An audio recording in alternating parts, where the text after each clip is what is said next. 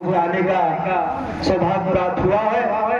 हम अपने आप को सौभाग्यशाली समझते हैं। इसलिए सर्वप्रथम मैं इस धरती को प्रणाम करते हुए आज दुर्गा पूजा के आयोजन कमेटी का भी आभार प्रकट करते हैं कि आप लोगों ने मुझे यहाँ पे इतना दुलार प्यार दिया है।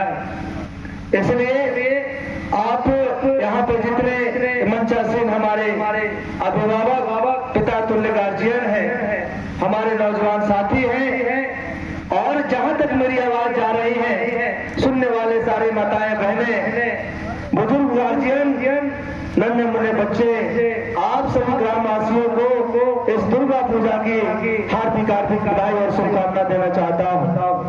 साथियों, ये कोई राजनीतिक मंच नहीं है, लेकिन इस बात को हमेशा चिंतन मंथन करने की आवश्यकता है कि जिस महान लोकतंत्र देश में हम रहते हैं, क्या हम राजनीतिक से दूर है? नहीं। आप चिंतन मंथन अगर करेंगे तो राजनीतिक से कोई दूर नहीं है, न दूर रहने की आवश्यकता है। क्यों न आप किसी पार्टी के कार्यकर्ता ना हो, क्यों न आप कोई नेता ना हो, आपको मंच पे बोलने न आता हो, आप किसी को वोट दिलाने के लिए किसी को प्रेरित न करते हो, काहे आप खाली एक वोट देने का ही अधिकार क्यों न?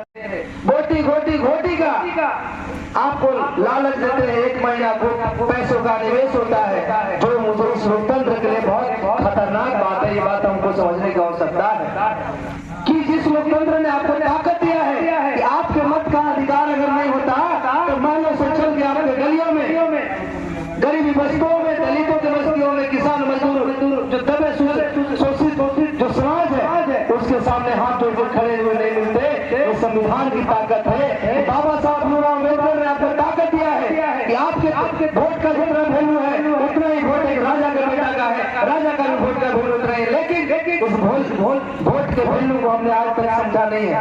ये समझाने की आवश्यकता है और यही काम बहुजन समाज पार्टी करती है, क्योंकि बहुजन समाज पार्टी एक राजनीतिक मंच नहीं है, एक मिशन है लोगों को जागरूक करने के लिए, लोगों को अपने हक अधिकार के बारे में बताने के लिए। इसलिए तमाम आपको सुनने वाले माताओं बहनों से, नौजवान साथियों से, यहाँ के अगले साथियों से मेरी अनुरोध है इस मिशन मूवमेंट में जुड़कर अपने हक अधिकार को मजबूत करे, आने वाला दिन में बहुजन समाज पार्टी को मजबूत करे। और आपका कुछ शुक्रिया साथी अजय मित्र आपके सामने है, आपके लिए कुछ करना चाहता है, आपके सेवा में दिन रात अपना योगदान दे रहा है, उसको कुछ करने का मौका मिले। इसलिए आप सभी से आशीर्वाद में आया हुआ है। इसलिए आप लोग तैयारी करिए, आपका आने वाला दिन, आने वाला कल आपके बीच का प्रतिनिधित्व करने वाला घर का बेटा, घर का भाई भतीजा के हाथ में देना है। ये बात समझने की आवश्यकता और ये हम समझाने के लिए आए हुए हैं।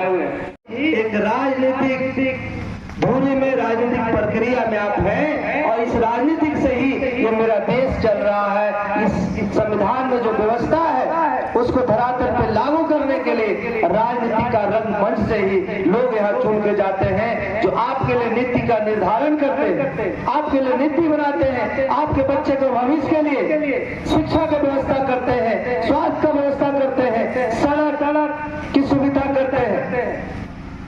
और ये सभी करने के लिए आपके मतों का प्रयोग होता है। आपके मतों से यहाँ विधायक बनते हैं।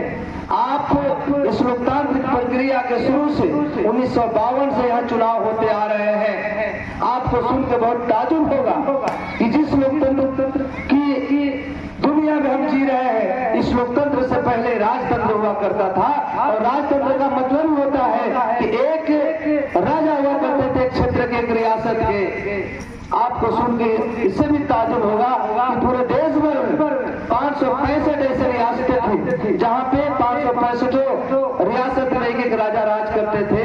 राजतंत्र में किसी प्रजा के प्रति उनके किए हुए काम या दिए हुए फरमान का बुरा असर पड़ता हो, जनता का नुकसान होता हो, लेकिन जनता का उसको विरोध करने का अधिकार नहीं था। इसीलिए राजतंत्र को खत्म करके लोकतंत्र को स्थापित किया गया। लेकिन दुर्भाग्य से जो कल के राजा थे राजतंत्र के, आज इस लोकतंत्र में चंद पैसे वाले लोग, मुट्ठी भर लोग, जो कल के जमींदार थे, कल के जो राजा थे, आज भी राजा बने हुए हैं, आज भी प्रतिनिधि हमारे प्रतिनिधित्व कर रहे हैं, क्योंकि उसमें कहीं न कहीं हम सहभागी हैं, हम उनको मदद करने के पहुंचाने का काम करते हैं और हम अपने मतों का नहीं दे रहे हैं। आपके गलियों में उस विकास की योजना धरातल में उतारी जा रही है, लेकिन उस विकास की योजना को धरातल में उतारने के लिए उधार आते हैं बिहार से, बॉम्बे से, कलकत्ता से, जबकि आपका विकास आपके गलियों में अगर हो रहा